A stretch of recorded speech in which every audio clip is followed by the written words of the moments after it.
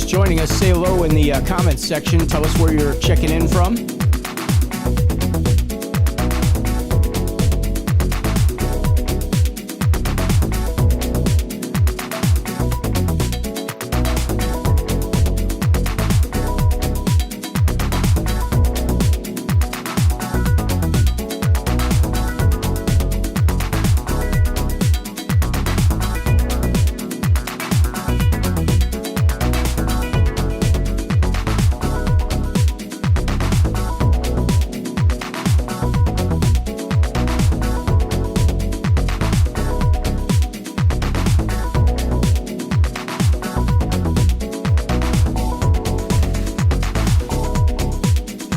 Cleveland, Ohio, checking in already. Welcome.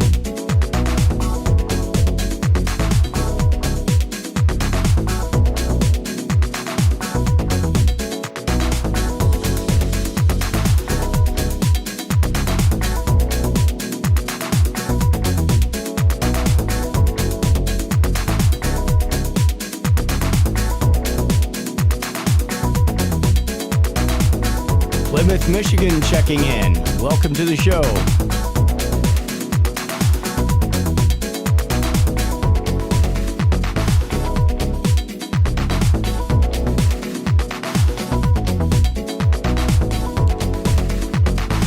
Rob Dawson's basement checking in. The dungeon. I imagine 4 walls with 1 light bulb in the middle. Right. With a pull chain. And a referee whistle.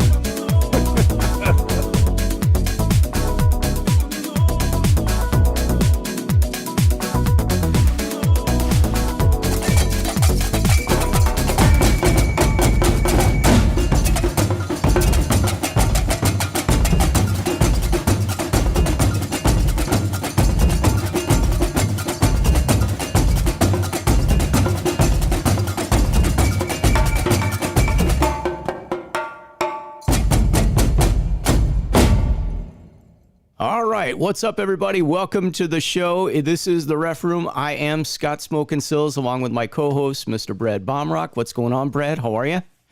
Not much. How are you? Sorry, I'm over here laughing. No matter how many times I watch that promo, the beginning there, when I see that mom on the ice, I just wonder if she looks at that photo like every couple weeks and just is embarrassed, or if she's very proud of her moment that she's everywhere now.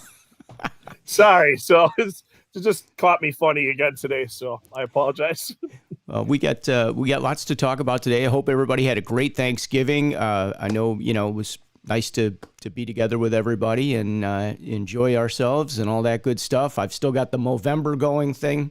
I don't know if I should keep this or if I should get rid of it. In the comments, guys, let me know if I should keep it or get rid of it.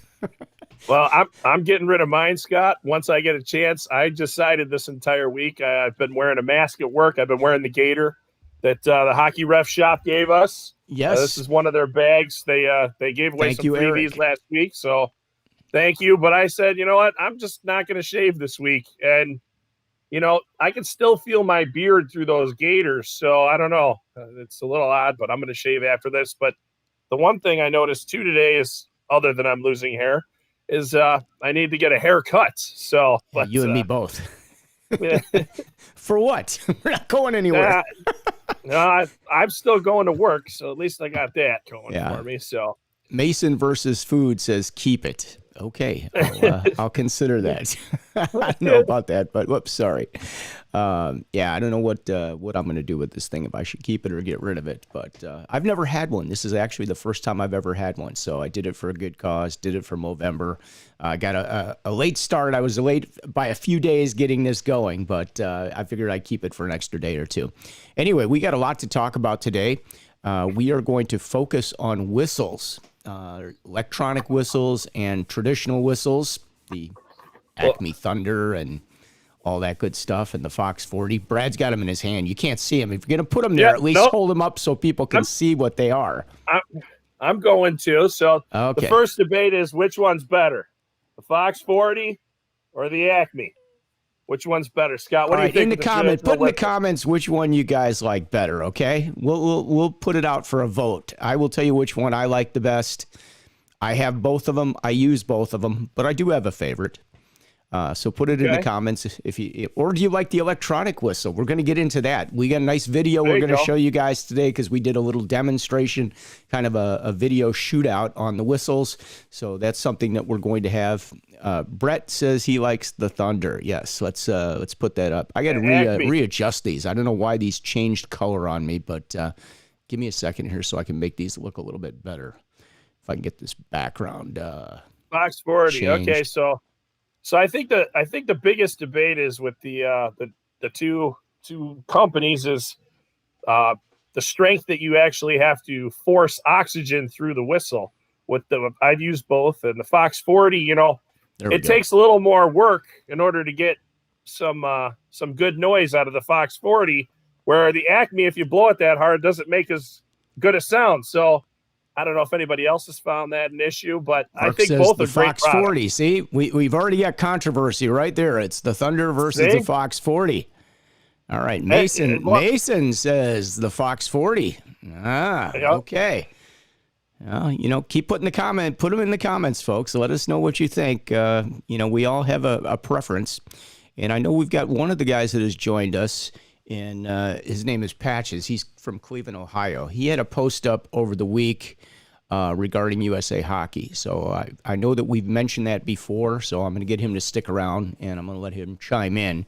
But he feels that, since we're not getting any games and doing anything, that really USA should probably grandfather us into next year or do something for the guys that have registered in order to be fair. I don't think anybody's really looking for a refund, but I think they are looking to at least not have to do all the testing and everything again next year, since we haven't had a chance to do anything at all this year, at least in Illinois. I mean, some of the markets are open back up. I saw a post today from the Michigan guys. They had kind of an interview, talking about what it's like for them in the rinks, because they have to go in and they have to dress in a chair. They don't even get to use their ref room. They have to wear a mask the entire game. All the players are wearing a mask. So if you saw those Gators, that's something else we're going to show you in this video. So we're going to get to that in a few minutes. Just a few other things that we kind of want to talk about before we get into the big shootout.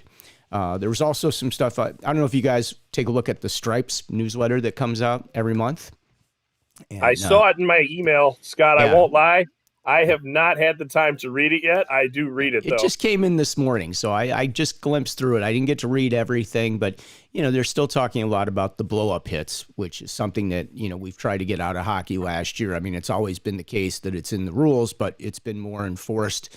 And that's something I'd also like to talk about, because you do have, especially when you get to the high school level, once they get to Bantams, when they're starting out, they just hit anything that moves. If it breathes and has a pulse, you go hit it. And, you watch them take themselves out of the play because they're making a check they shouldn't make. They're just hitting guys blindside like, I didn't know I could do that. But, the coaches need to work on this with the players. I mean, watch the NHL. They only check to separate somebody from the puck. It's a way of taking the puck away, and it's not just the big blow-up hit. Scott, the issue, though, with talking apples and oranges here right now, the NHL, they're still going to let the quote-unquote blow-up hits because the fans are still there. And if it's two guys, if you got a line 4 versus a line 4 player and the guy blows the guy up, it's not as devastating as, let's say Patrick Kane going down the ice and a line 4 Czech offenseman blowing him up, because they're different size players. They're different skill sets as well. Yeah. But in the NHL, they are still going to have those hits. Do they even check in the NHL? I thought the NHL was no check now. Well, it depends. I mean, it looks like no check half the time. They don't check anymore. They stopped checking years ago. But nobody wants to get hurt. They all got contracts. They all want to make it through their contract and get paid. It's gotten softer. You also have a more European influence coming in too. Yeah. To the game. Plus, the game's gotten faster, so the injuries aren't just the old, I'm sore today or tomorrow. Now, when some of these guys get hit, they're out for 2-3 months. It's not, you don't want to have Patrick Kane or Sidney Crosby sitting out. they're so big, they're so strong, and you know, the hits are, when they do have them, they're big. You know, you always get the one or two idiots in the NHL that are, you know, pretty much known for it, and they get caught for it, and they do something stupid. And unfortunately, you know, I don't even know if you've got the enforcers on the team to deal with it anymore. You know, you used to at least have one enforcer on every team. Who do the Blackhawks have that would be an enforcer? Patrick Kane's not the enforcer. I know that. Jonathan Toews is not the enforcer. I mean, he'll step up, but, you know, who's going to go out there and make somebody pay the price for that hit that they put on somebody? It just doesn't happen anymore. I agree with you, Scott, but let's get back to those whistles, even though we still got the debate. So which one's your favorite, Scott? I like the Acme Thunder. The Thunderer. Okay. The Thunderer. Yeah, exactly. Now, for some of you guys that are newer, if you're a younger official, we're going to show you the video in a couple minutes that we put together, and I'm going to thank Brett Straley right now because he helped me the other day put this together. We kind of filmed it very quickly. One take. We couldn't, you know, stay there and do any more. It's like, you know, get in, get out. But, you know, we were able to get this done. But, you know, something that you guys want to make sure you have an extra whistle for your bag, guys. Or a lot of guys keep two in the pocket. Now, I'm guilty of not keeping two in the pocket. I figure if it breaks, I'll run off the ice real quick and get another whistle. But, you know, a lot of guys I know have two whistles in their pocket at all times. That's great. Mm-hmm. I like to put tape on the whistle. I put tape. Hold the whistle up for a second if you don't mind, Brett, since you've got one there in front of you. So I'll even open it. Okay, you don't even have to open it. But, you know, they come with grips on there, the little rubber grips. I don't use those. I don't like them. I put tape on the whistle. You get a little bit better grip on there. And I put a lot of tape on there because, guys, when somebody comes through off of a face-off after you drop the puck and they bump you, you're going to cut your knuckles open. So if you put some tape on there, it protects yourself. I also put tape, show them on the top of the whistle. Okay, so I tape that whole thing. I tape that whole thing with, you know, white cloth hockey tape, and show them the whistle part where you blow. Yep. I put tape on that as well. Some nice padding because you don't want to get your teeth broken off, guys. You jam that whistle up quick to your mouth, nothing good can happen in that situation. Or you've got it up and a player bumps you. You will be visiting the dentist for, you know, little chip therapy. Yep. So, well, you know, Scott, might I point out another thing? Sorry, Acme. I know you guys put them in there. I know why they're in there. This is a non-USA hockey program, so we can pretty much say whatever we want. Take this thing and throw it in the garbage. Yeah. Nobody needs it. Nobody needs a condom on their whistle. Okay, that's a condom for your whistle. You don't need it. It makes your whistle makes your whistle sound different. Changes the tone. Yeah. So. Yep. Good point. Oh, we also we're going to talk about these today. Now, this is called. Well, it's made, you know, if you go on Amazon, I actually, guys, I've got a video up on that I'm going to give you the links to today. And in addition to that, I will see, it looks like a fish. Yep. But I've got links in the description in a YouTube video that we'll share with you guys so that you can actually look at these whistles and have a shot at being able to get one if you want to. So without further ado, should we get to the point? Should we get to the video? Sure. Yeah. Okay. Go right ahead. We've never done this before. You know, there's always lots of firsts. Like last week, we had all those people on the show, and it was crazy here. But let's see if we can do the video without screwing everything up here and disappearing. I just got to find it in here because I hit it. I put a button up for this thing, and keep talking, Brad. I don't know. No, you're good. As somebody may have saw, nobody's pointed it out yet. As Scott was talking about the electronic whistle there, I did put the grips on the Acme whistle. One thing is sometimes they can be a real pain to get on. Somebody taught me a long time ago, probably 20 years ago, take it, spit into it. I was doing it while Scott was talking. I didn't have anything to talk about. They slide right on, just a little. Oh, that's for anybody. That's the devil's lubrication, isn't it? Yeah, let's not go there, Scott. Let's not go there. All right, I got to go to a blank scene here, so I'm going to go to the blank scene and try this from this angle. I had one set up, and the button just kind of went away. I can't find it in here now. I got too many things to show, but we do have this little video we're going to do, And it's basically just a couple minutes on these whistles with some demos, and you guys can, see for yourself what you think of them. Let's do a new scene here. And if I do this, let's see. I'd like to point out there's a quick. It's Scott Smoking Sills from the Ref Room, and today I wanted to show a few of the different whistle choices we've got, because now with the pandemic, there's a lot of places that are requiring you to wear a mask or a gaiter, which we have, and it's a little hard to blow the whistle through a face mask. So the gaiter's a little bit better for that, but we have these electronic whistles, and this one is the one that was recommended to me. I'll let you be the judge, okay? It's got 3 settings on it. You need some tape on this because they're really slippery. This is called the Fish, I believe. And we turn it on, and we start with number 3, number 2, and number 1. They're not really that loud. That's compared to like an Acme Thunder. Now, I'm going to show you the one that Brett's got right here. Brett is kind enough to be filming. Great guy. And he's got the Fox 40 right here. This one's a little bit louder. We got a couple settings on this. More like a telephone ring. More like a basketball whistle. So I'd say probably setting 3 on each of these. Well, let's show you the settings between them. The Fox 40 and the Fish. Okay, and we've also got the P-less whistle, so I'm going to switch here and let Brett come in, because he's got the P-less whistle. And now we're going to do this both ways. We're going to do it with the gaiter on and with the gaiter off, because these really work pretty well with the gaiter on, guys. Yep, so this is the Fox 40 call. Now that's not through the gaiter. Pull down the and then without. So a little different pitch, guys. So let's hear the differences. I'm going to blow the Acme while Brett blows the other, and you'll see the difference. So here we go. Okay? So a little bit on whistles, guys. Thanks for checking us out.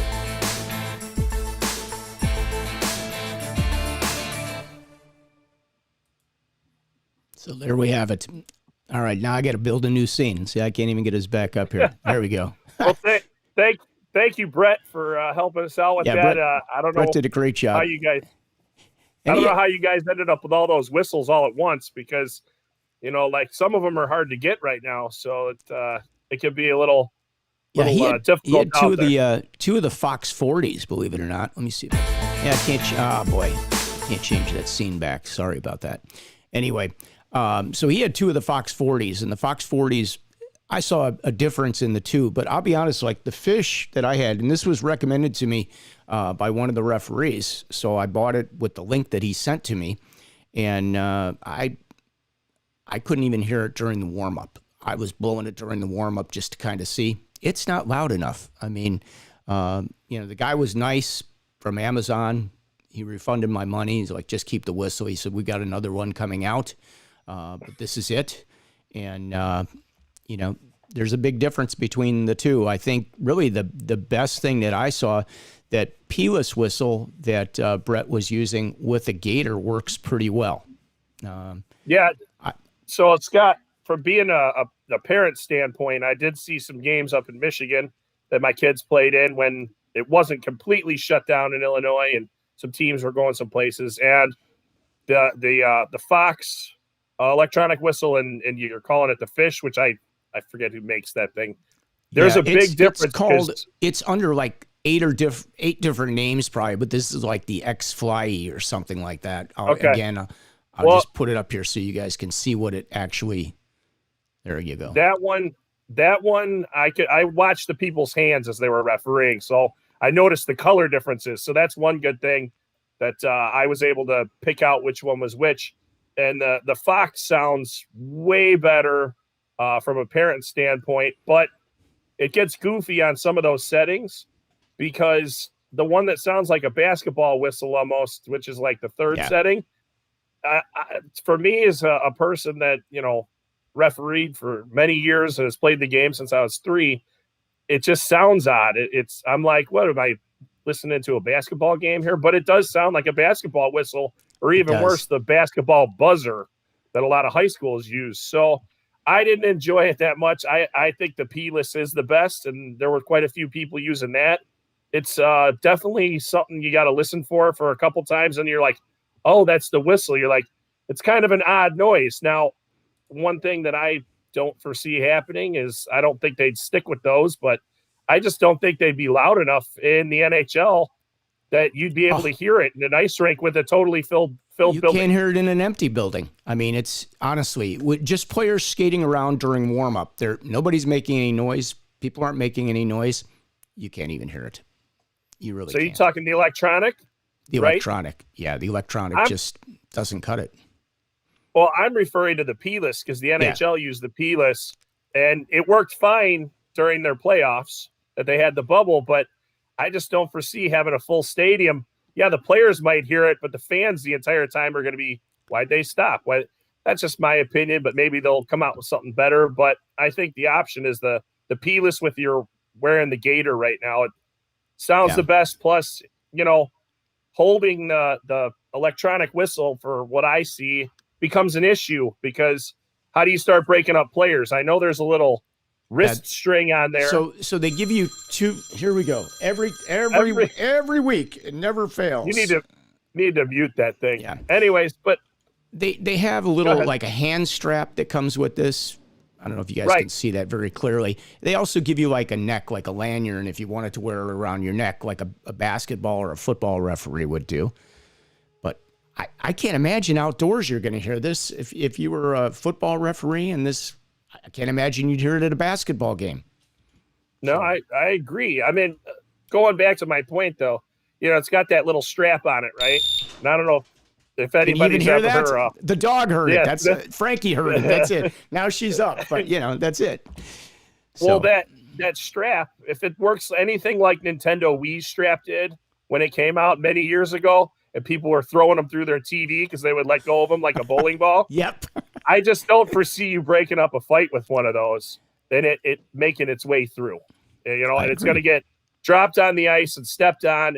A good old-fashioned whistle. The P-less ones, they work well, plus they're made out of a little stronger material than plastic. And the other next thing is, has anybody really had those in their bag and refereed 4 or 5 games, put them back in their bag with wet equipment, and are they having issues with them? I don't know. Yeah, good question. To say that. P-less ones seem to reverberate in the rink. To me, they sound like a flute.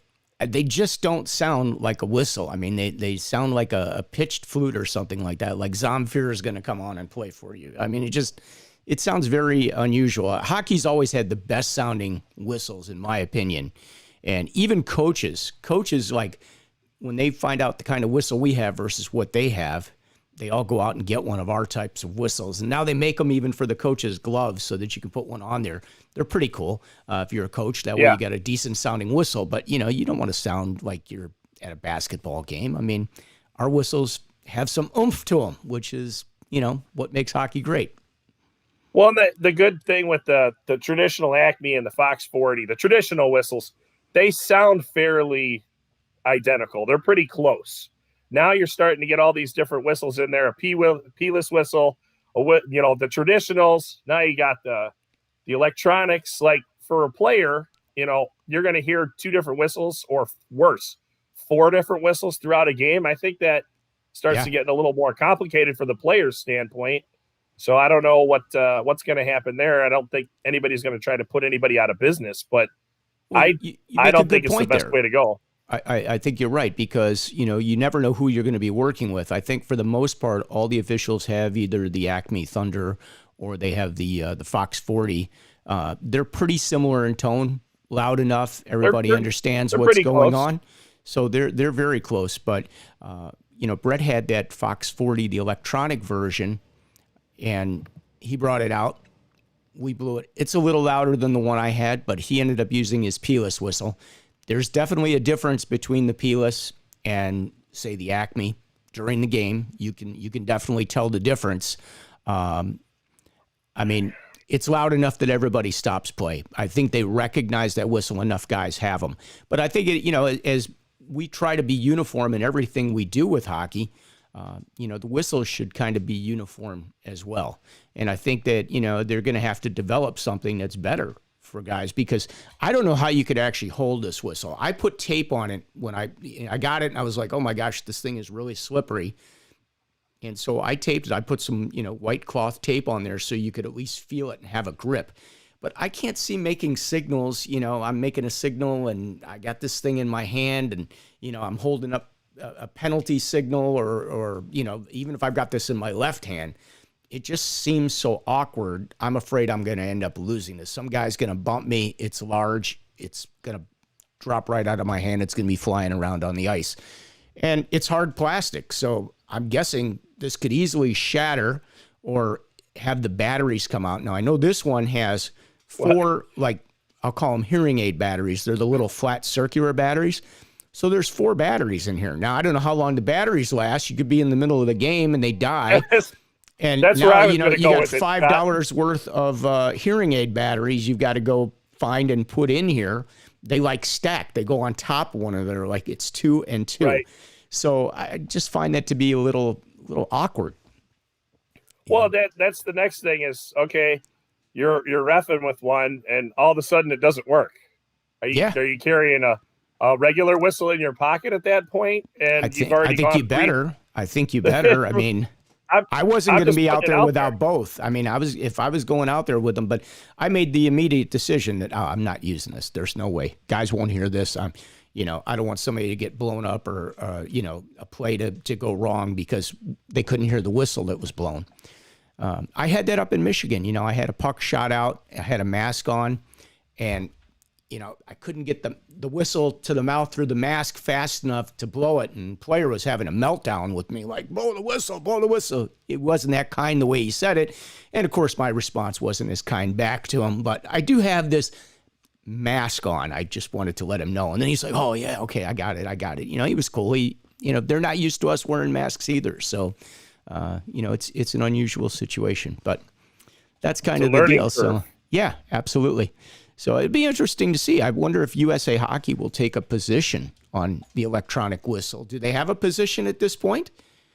I mean, they take a position on a lot of things. I wonder if that's something that they would take a position on. So, and I want to put something else out there for everybody that's watching. Like, how many of you guys have registered this year? Has anybody that's watching the show right now not registered this year? Or has everybody registered? If you couldn't put in the comments that yes or no, that would be great. I'd like to kind of get a feel for all the people that are on here, if you've registered or not registered this year. That's a good point, Scott. And the one thing is that I want to point out is the technical officiating, your credentials ended as of November 30th at midnight, December 1st. So technically you are the vaccine was sitting at O'Hare. Nobody bothered to greet the plane, apparently, because they didn't decide they would distribute it, but it's here. So we could be going back to hockey. Never. No, well, let's stay away from that. But I just want to remind everybody that if you have registered, and I know, especially in our area, I get it. It's bleak right now. But if you stay incomplete this season, I believe the end of March is the cutoff. It's somewhere in there. If you end up incomplete for the season, you then have to wait until the next seminar season. Take your seminar. Get your open book done, get your closed book done, get your screening done. So you could miss out on a couple months of the season, because let's say they decide to push the season back, all the seminars get pushed back, then everybody's in a mad rush for next year and your paperwork can get delayed, because I don't know if we're going to be able to do online closed book tests. I wouldn't foresee that being the norm, but if they go back to paper tests, remember everybody, we're going back to the Scantron form. So those have to be taken, mailed out. They have to go through the machine, get graded, come back. So you have the U.S. Postal Service involved, which, let's say, they had some issues right now. Could there be fraudulent tests being sent in? But I'm just pointing out, though, I would definitely make sure that you're complete this season. So it's a good reminder, and just make sure you're complete, because yeah, it stinks this year. You already paid your money for it, though. So you're already financially involved. You might as well finish it and be ready to go for the beginning of next year if we have to wait that long. Or even worse, they start playing, okay, we're going to play like a summer league because we're allowed to play now. Because I could see places doing that. Yeah. They'll put together a summer league. Well, now you can't officiate over the summer because you were incomplete. So just pointing that out there. So everybody try to remember that. I'm pretty sure you'll be teaching seminars that time of year then. Well, if we reopen, I'm pretty sure you guys will be teaching some. Now, are they going to have to pay for a full season to work that summer league and then start up and pay again for the fall and take all the everything again? I mean, I'm sorry. So this is just my opinion, and I think that they really need to look at the markets like Illinois that have not had hockey this year, and they need to say, yeah, if you took the test in 2021, which is what we did, right? 2021, right? Then, you're good to go for next year. And they just send you your crest and you're good to go. There's no reason why they can't do that. There was a good comment that was a little bit further back, and it was Shaney 308. I'm not exactly sure who that is. Okay, I'll put it up right here. Here we go. And it's an with excellent point. Reps in next year is that it is a rule change year. Right? Okay, but they could do a supplemental, they could give all that information and they could test you on the new information. There's no reason why they couldn't do that. They could pull it. It's real easy. They probably have 5 questions on the test, 10 questions total between the open book and the closed book, and they could test you on that information and send you that. I'm sure everybody would be more than happy, like they would to study for anything else, and learn the new rules. And it's something that we could be talking about. Yeah, you could do a quick online seminar with everybody and go over that rule. I mean, it's easy to do. They could do a Zoom call for that. No, I get everybody's point, but I just think also, how do you make that fair? Because, all right, with the seminars this season, you could take them because they were all online. You could be from New York and take one in the Chicago seminar. Okay, but let's say, it's an area that's been open the whole time. I don't even know who's been open the whole time. Let's just say they took their seminar in Chicago because they happened to work out with their schedule. We had it on a weeknight. All theirs were on the weekends, but they refereed the entire time. Okay, so they get a free pass because they took a seminar in Chicago. It's either all or none. You can't look at the areas and say yes or no. And I think it sucks, and I'm not a big happy person about it, but I think if you did it, you made the commitment this year, you keep your status, you'll be able to go right away. And then what happens is unfortunately, if we don't have a season, the voting for the governor will be in 2 years in Illinois. And I think that's the loudest way you can go talk about it. Well, that's going to be fun. Yeah, well, I'm going to get my campaign button ready. Mr. Rickard says seminars and insurance are directly correlated, which makes perfect sense. But as everything else during the pandemic has had to change and be rethought, I don't know why this can't be addressed as well. I mean, there needs to be some sort of fairness here. So I feel like they need to do something. It's not right. Well, I think unfortunately, if you made the commitment and spent your money, I think you're going to be doing it again next year. So we can gripe and complain about it all we want, and it stinks, but it is what it is. They can't oversee what our government's doing. They're still underneath them too, because last year there were no USA Hockey Nationals. How many teams had worked their tails off all year, and then all of a sudden there's no USA Hockey Nationals. And all the organizations that spent the money for that ice, and they had already made sure and they'd ordered tons of stuff that they were going to sell, merchandise and all that.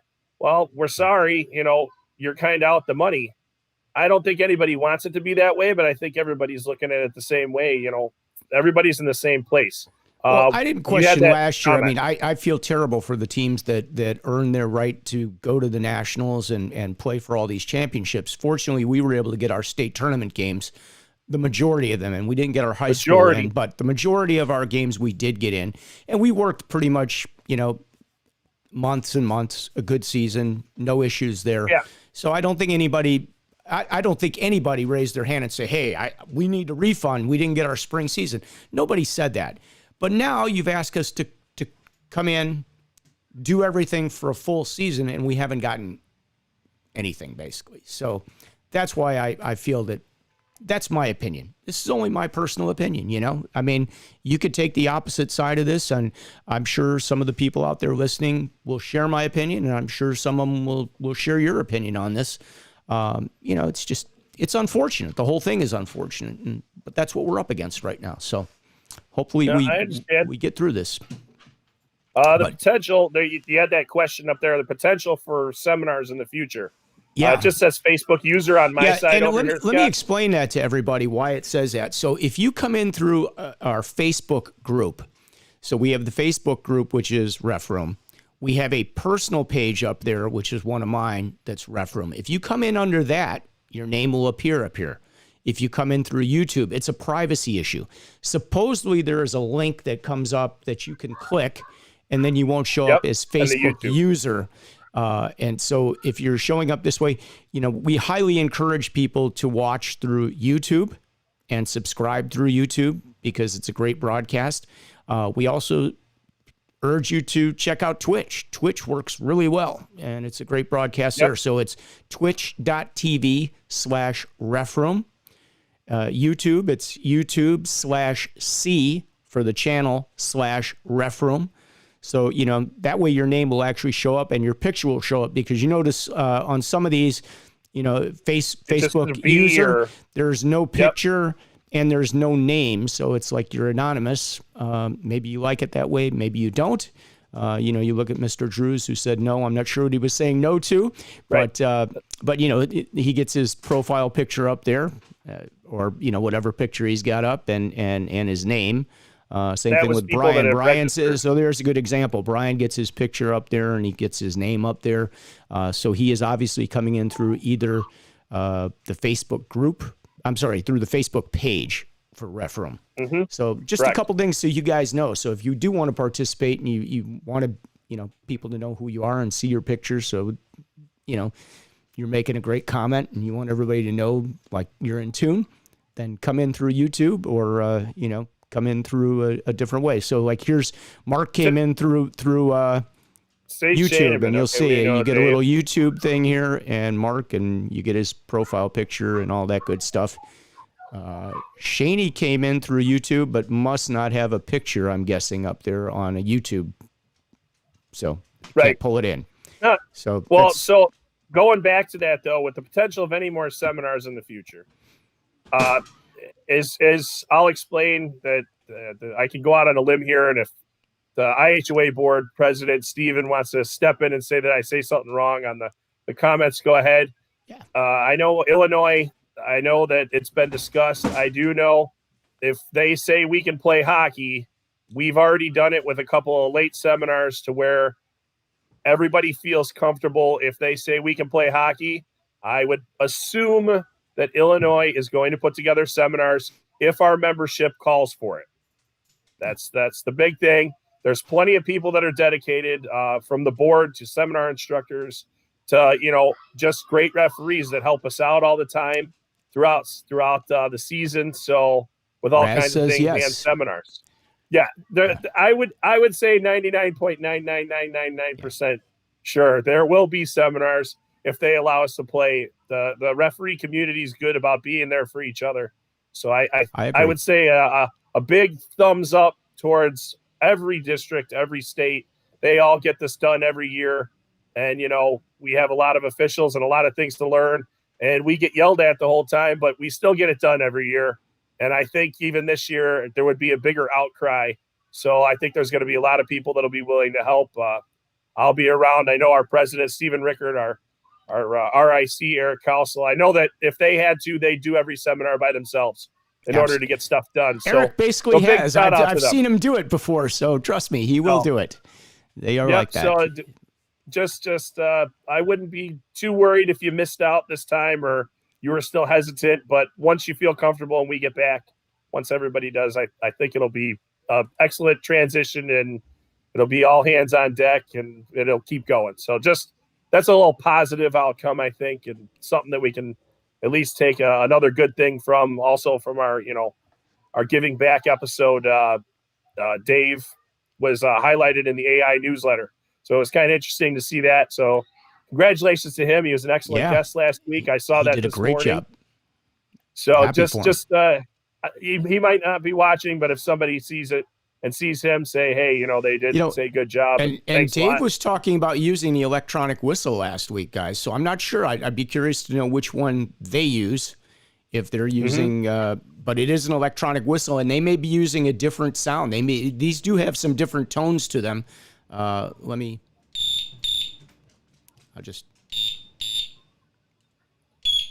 wife's gotta love you right now.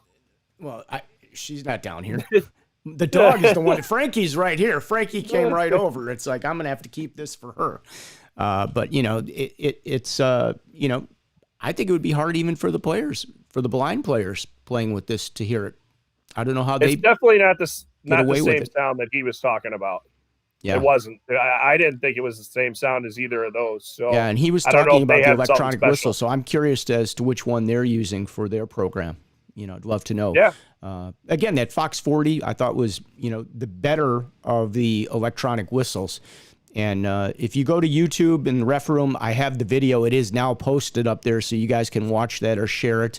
And I put links in for all the different whistles. So if you want to, if you're not sure which whistle we're talking about or which ones we talked about, we put up the 5 best whistles probably up there. So I have the Acme Thunder, the Fox Electronic, I have this Fish Electronic, and we have the Peeless whistle up there.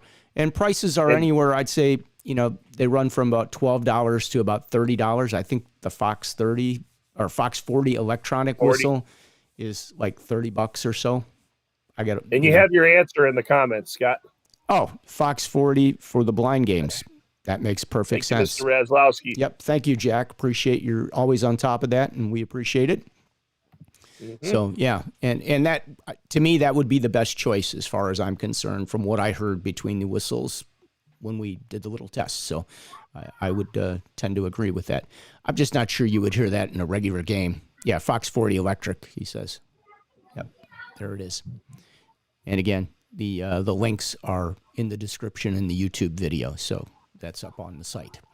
A couple other things we wanted to talk about. I see a lot of goalies. I think this has become a little more of an issue in the last season or two. I don't know if the goalies are just getting bigger or stronger. I mean, they work so hard on getting side to side, but you see a lot of the nets moving off, from the mooring, posts, whatever you want to call it. I've seen some goalies that are pretty cagey, and they do it intentionally because there's an attack in the zone, and they just want that whistle. And if you can catch them at it, you can penalize them for it, which we've done before. But, I've also had a situation where I've had younger goalies. And I'll actually tell you a story about this because I actually wrote this up at one point. I sent in an incident report. I was at Glacier for a midget game. And I had a game assigned to me before that, and it was a squirt game. And before the game started, the coach called me over. He goes, "Did you peg the nets?" And I said, "This is squirt, right?" He goes, "Yeah." I said, "No, we don't peg nets for squirt." He goes, "Well, I've got a letter right here from Nihil. You have to peg the nets." I said, "I'd like to see that." He pulls out this letter. It's like, I don't know who this is. It's a squirt game. You're not getting pegs. He was furious, just absolutely livid. Like, how dare you not going to peg the nets? Had little kid. These were small squirts. These were not like big AAA squirts. These were like little squirt players. And I'm like, no, we can't peg the net, coach. And his goalie bangs into the net side to side. I mean, honestly, we must have stopped play 10 times for the kid just going side to side with the net. Not much you can do other than put some water down there. And it ends up, we didn't peg the net. The other team scores a goal, and sure enough, one of the players goes head first into the net, and the net moves off. Had we pegged that net, that kid would have been hurt. But that coach was adamant that we should be pegging the nets. Now, as I'm not going to say veteran, but, an official that's been around for a number of years, I know better than to peg that net. And I knew that I could stand up to the coach, even if he's got a letter and trying to intimidate me, that, sorry, that's not the way it works in Illinois. I cannot peg that net. So that somebody will call you and hopefully you're not trying to pressure maybe a newer official because you're a squirt team. You might be seeing some 14, 15, 16-year-old officials out there that have only worked for a season or two and would probably be like, oh, okay, coach, I'll go peg it for you. I'm sorry. And they'd probably go peg that net. And then you end up having a kid get hurt. But I thought that was very interesting. And I don't know how he got a letter like that in the first place to say you should be pegging the nets. The Xerox machine. That's how. But, the thing what I always say, which I know what the player safety was. I was going there, Eric. Thank you. Yep. The reason is that the players aren't heavy enough to knock the net off, and they can get injured because that net stays in place at that point. Now, little kids, they're pretty pliable. Let's put it that way. I have two little ones. They fall down the stairs, they get up and run away. But, I don't want to see them go flying head first into a net that's pegged and they weigh, 65 pounds. They can hurt themselves. But, if the net would move, you're dealing with less skilled players. So things do happen, like the players fly into the net and stuff like that. But the common sense here that even USA Hockey always points out, if you do have a coach that has a letter like this, and you do remember, hey, blah, blah, blah, error on the side of safety. And Scott, I think that's the best thing that you did there. You erred on the side of safety with the players. Yeah. So just always think about that when you're refereeing any level, just error on the side of safety. If somebody gets hit from behind safety, or it's close, right, that's what we're out there. We're trying to make the game fair. But we're out there ultimately to try and keep everybody safe, because if you have one player get hit from behind and you let it go and another player comes and hits them, then it becomes like a pinball machine and the balls just keep coming on multi-ball. Yes, they do. And everybody's getting hit. And then you know what happens? The bench is clear and there's two referees out there to break up 40 players. And the coaches kind of help sometimes. They'll come and help. Or even worse, the coaches end up involved in it. Now you got a player hitting a coach and a coach hitting a player. And then you got to get them apart first. That would not be good. Well, it happens. So I know it does. I know it does. It's a nightmare. Let me tell you. And you don't really want to be out there for it. Yeah, it's an emotional game.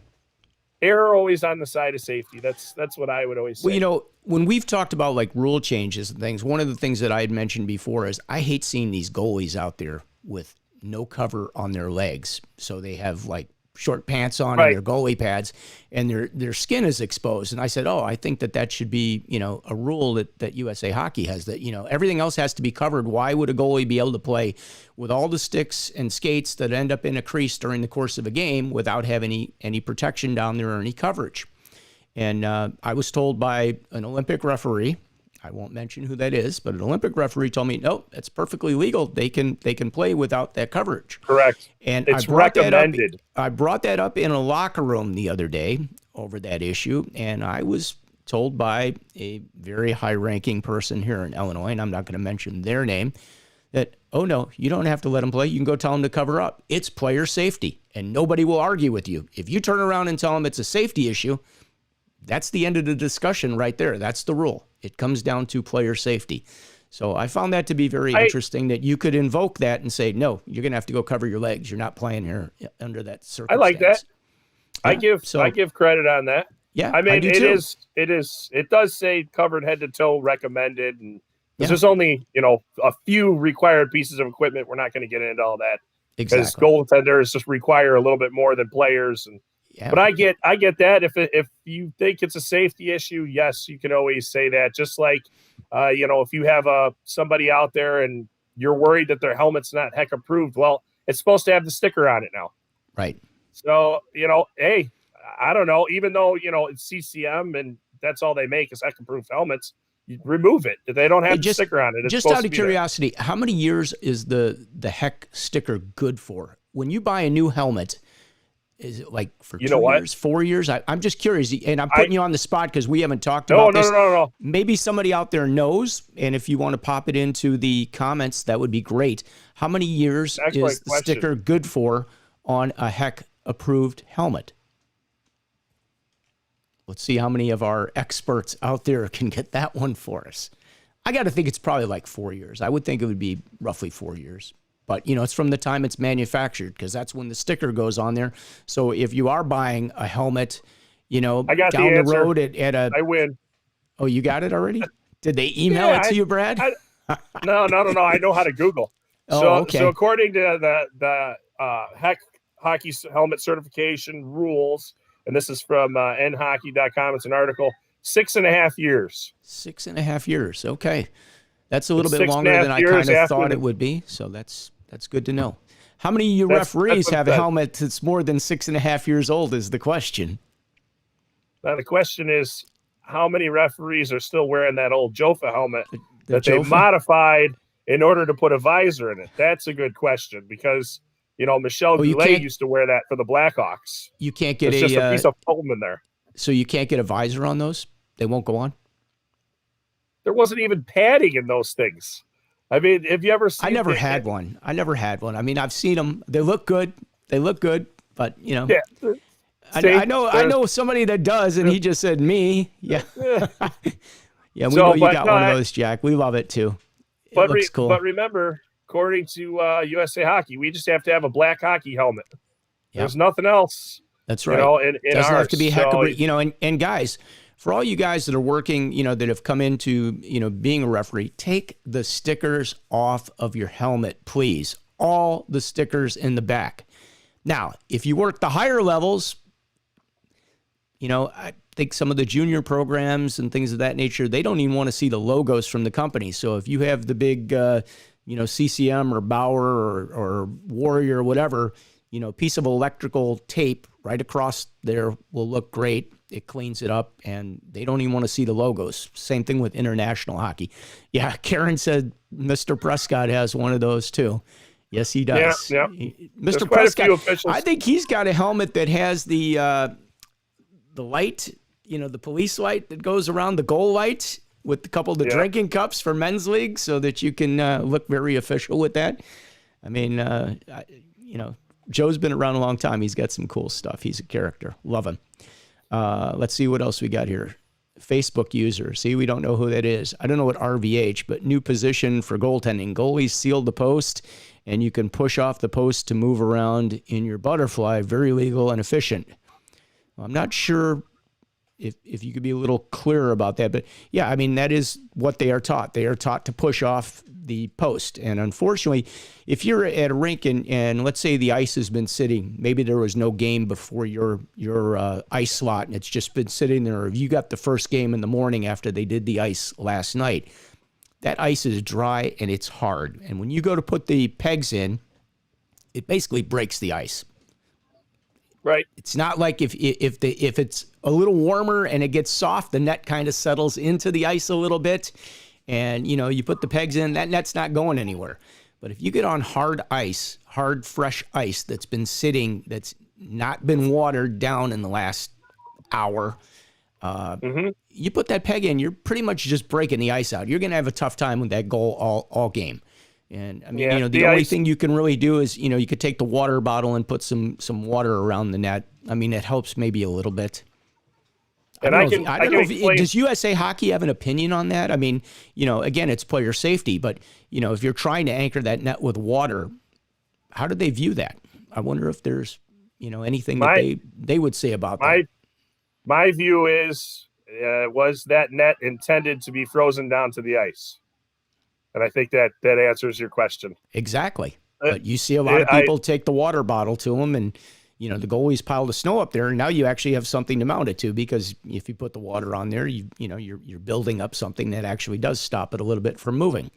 I know, I would certainly think at the younger level, they don't want that net to not be able to move. I mean, they want that net to come off for safety. Every piece of equipment's designed, and it says it in the rule book. Every piece of equipment must be worn as its original intention. Correct? Intended, yeah. Okay. Now, even though we don't look at a net being equipment, that's technically still what it is. It's a part of the rink, yes, but it's still equipment for the game. Is it designed to be frozen down to the ice? No, ultimately not. So should you be freezing it down to the ice? In my opinion, we get back to player safety again. I think you shouldn't be doing that. I think you should just keep putting it back. It's frustrating. You're we modifying understand. it. Yep. Just, and you're modifying it. Why don't I bring out some, if you can get it back in play, get it back in play. If you don't have to stop, great. If the puck's coming out of the zone and you can scoot over there and get it back on the goal line, keep going. Same thing even if you've got the posts in there. You got a high school game and somebody comes out of that zone, if you can scoot over there and get it back in play, great. If not, and you hear the teams, the net's off, the net's off, the net's off, the net's off. They're, like the whole bench is just having a meltdown. Guys, it's USA Hockey. You can't score a goal with the net off, right, Brad? So, well, there's an instance that you can. And yes, but if the net is off and they're coming back in the zone and the net was off, they're not going to be getting a goal out of that. So it's that is absolutely correct, and you got to also think too. Every once in a while, the net may lift up and fall back in, and they're still yelling at you, the net's off, the net's off. And it's not. So you go over there and you appease them and you act like you're checking it and you skate away. Yeah. So, I wouldn't be – I think this is a topic that it changes from game to game, level to level, and it's tough to always be clear in every 100,000 situations that happen. And, again, that's error on the side of safety. The next thing is error what's best for the rules of the game. Try to get the rules the best you can. If the net comes off and the guy waits a minute and then shoots it, well, obviously it's not a goal, right? So, there's some that are black and white, and then there's some that are really gray. And you know what? As officials, we're going to make that decision and, stick by it. And if somebody calls you up a couple weeks later or the next day or whatever and says, that's not how it's intended, you go, okay, I understand. And you put it in your back pocket, and then that situation happens again, you do it that way. Yeah. That's just all it is. The game is constantly changing. The players are adapting to everything always. So, the enhanced enforcement, they took where sticks, if they're parallel to the ice, and you hook a player, you put the stick on them, or you push them, it's a cross check, right? Well, now if you look at the defenseman in front of the net, what do? They put their blade on the ice, and then they push them with the middle still. Yep. It's tough interpret. Well, it's legal, but until the guy goes down. It depends. It depends on what your interpretation is and what my interpretation is, and also the game, what the game needs at that point in order to stay safe and stay fair, in order to have a competitive hockey game. There you go. What's in the best interest of the game? It's not black and white. What's in the best interest of the game? Yeah. And you could play the same game with the same two teams that are the same health. One guy's got a fever. You can play the exact same game with the exact same referees 100 times, and not one of those games is going to be the same. That is true. Because our game is funny. It just changes throughout the time. So that's right. Try to pick up as much as you can. Try to make the best decisions on the side of safety of the players, especially, and yourself as well. And all the participants, that includes the fans, if they're hanging off the glass, standing on the dasher board, hanging over it, cheering into the rink, you probably want to tell them to get down because they're not safe there, Just to point that out. You're watching everybody in the rink. That includes the fans. So that's right. Just always try to keep everybody safe. All right. Are we doing the breakaway today? You want to do Brad's breakaway? Yes, we are. Okay. So before we do that, let's just do a quick promo. Let's do the promo. Okay. Because coming up, our Christmas edition show will be Real Hockey Stories of the Men's League as told by you, the referees. Yes. Real hockey. And I got a really good one. I got a really good one, Scott. Well, you want to tell one now? No. We'll keep it. You sure? We'll keep it. Yeah. Let's save it for it for where we can get a couple other people involved. Well, guys, if you have a story, we're going to want to bring you on the show. So, reach out to us, send us an email, send it to refroombrad@gmail.com. And, we would love to get you guys involved in the show and have you come on and tell your story. I'm sure you've got some good ones. For all the people that work men's league, you got to have stories. There's no other way. And you got to be entertaining because, your job depends on it out there sometimes. All right, so we're going to do the breakaway. Is that what we're going to do next? The breakaway, yes. Let's do the intro.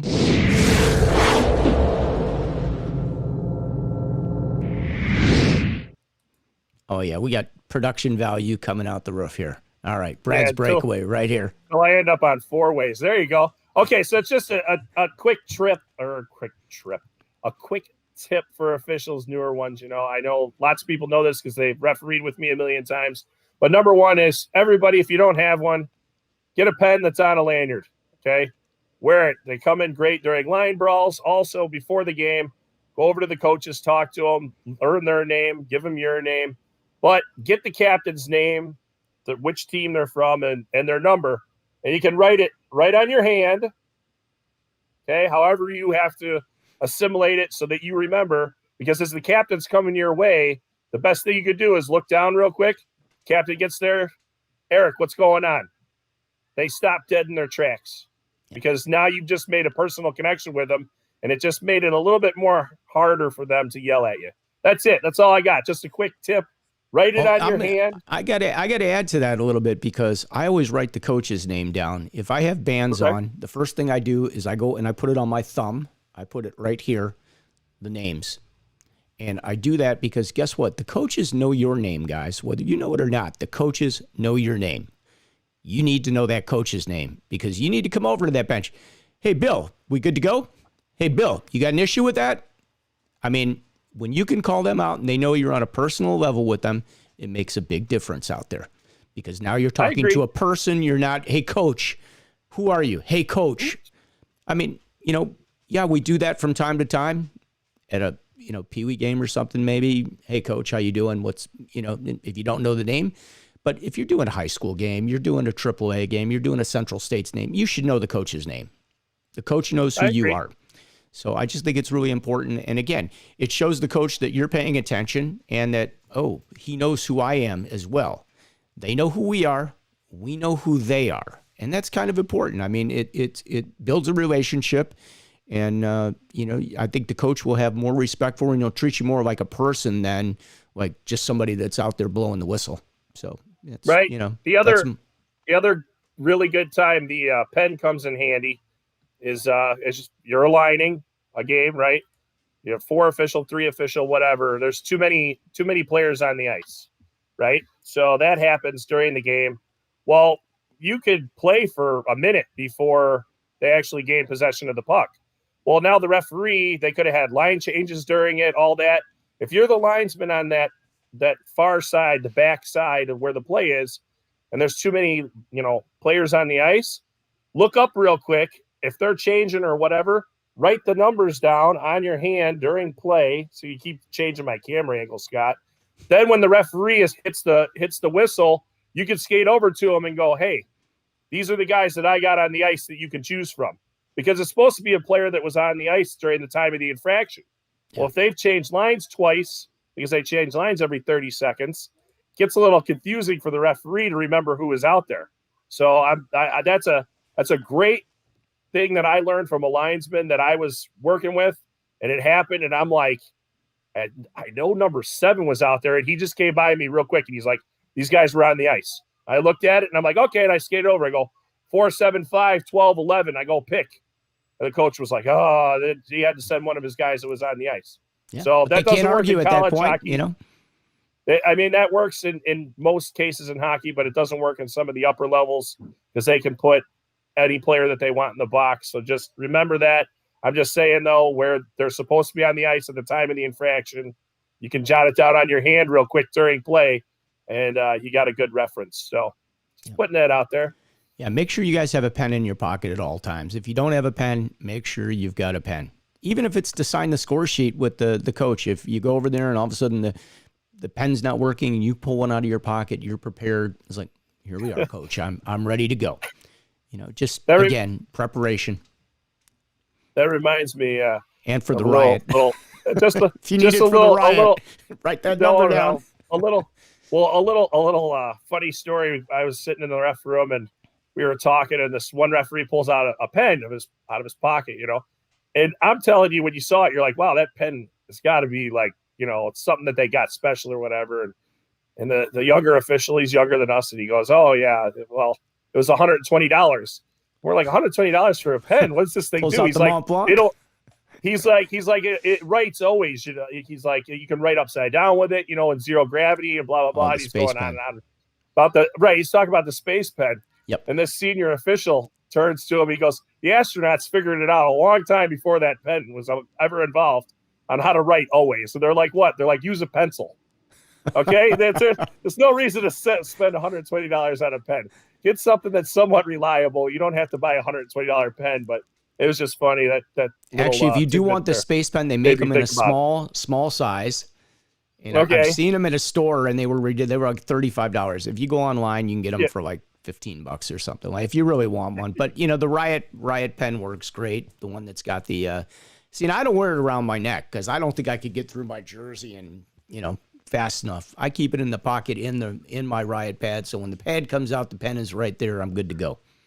I won't lie. That's just me. One of these saved my life once. A guy took a clapper, and it hit my pen instead of my chest, because it was like off my chest, skating backwards, and it bounced off my chest, off my pen, broke my pen all up, and I had ink all over me. Yeah, there goes your jersey. I you got your sternum at least. Exactly. So, I mean, I'm not advocating that this will stop anything, but bullet, hey, take one for the team. Story. Exactly. Let's not encourage the players to shoot there, okay? Yeah, I agree with you that on 100%. So yeah, coaches, please, teach your players to respect the referees that are on the ice, and I don't mean verbally, but like don't shoot the puck at the referee. Don't come over and kick the ref's skates out in a crowd. They love to do this stuff, and there seems to be no repercussion, and I don't think it's right. They're just not taught properly. There's no reason for that ref to be in play in most cases. So that's a pet peeve of mine. So if you're a coach, I agree. Teach your players. They don't know any better. You're the one that needs to teach them. Scott, I got to give you credit for your little video that you put together. For you and Brett doing that with a cell phone. We did it with a Zamboni getting ready to get on the ice. It probably wasn't. It's not that bad. You were prepping us for way worse. So I thought I'd throw that out there. I appreciate that. Again, we had fun. I'm an active. We should do those. Probably do a really really well organized one. But honestly, we had to do this with one take because the guy was trying to put the Zamboni on the ice. We're like, just give us 1 second, and we knocked it out. So Brett did a great job with that. So appreciate it, Brett. Thank you for your help on that. And the video is up on YouTube, guys. It's actually up there now. So when we get off here, if you do want to watch it, and we did put the links up there, they're affiliate links. So if you do buy it, it supports the channel because we will get a very tiny pennies commission on that, I guess. We don't have any sales yet. We just started doing that, but we'll try it. We put some other stuff up there. We're going to go through some of the equipment that we like and what we do and all that good stuff. So since it's holiday season and some of you guys are probably hoping to get some new gear at some point, because I know, Lord knows, some of you guys need it. Well, let's not talk about me right now. Right. I wasn't going there. But hey, everybody could use a new jersey once in a while, or something, new socks. Yep. So, all right, guys. Hope you had a great week. Happy Thanksgiving, all that good stuff. If you have pictures of your Movember, if you haven't shaved it off yet, love to see them. Put them up in the comments section. Like to see your Movember. Karen, I don't think you have a Movember, but, we'll take a picture of you anytime because you're always watching the show, so we appreciate that. And anything else you want to talk about, Brad, before we start to No, not today. Okay. We'll go outside and put some Christmas lights up. It's beautiful outside in Chicago. Yeah, it is. We're 45 degrees and sunny today, so I think we got a nice week of weather ahead. And you guys have a great week. We will see you soon. Special thanks again to Eric last week for all the giveaways and all the people that participated in that show. We love you guys and we appreciate all you do. Have a great week. Anything else, Brad? That's it? Nope. All right, guys. Thanksgiving again. And it's the Ref Room. We'll see you next Wednesday at noon. I'm Scott Smokin' Sills with my co-host Brad Baumrock. Thanks for joining us, everybody. Peace.